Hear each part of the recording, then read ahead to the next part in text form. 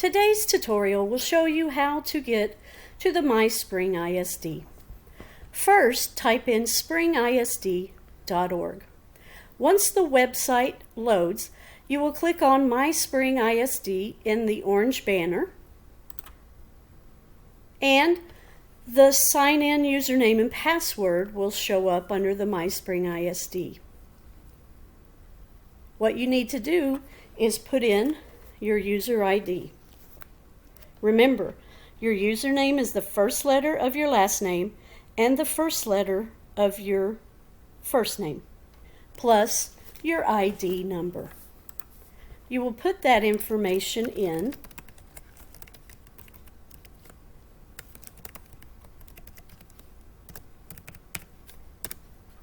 and the apps that are available to you will pop up.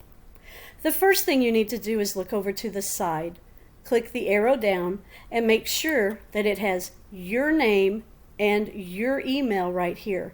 If it does not, click Sign Out and start again. If it does, go over to the Gmail app just like this, click it,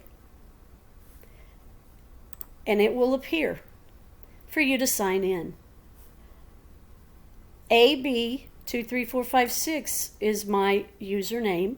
Then I need to put the @ symbol, students, don't forget a S on students, .springisd.org. Click Next. It is very important that when you click Next, that you come back, double check, and make sure that your email is here. If it is not, please sign out and start again. But if it is, then you can proceed to Schoology and any of the teacher links that have been provided for you.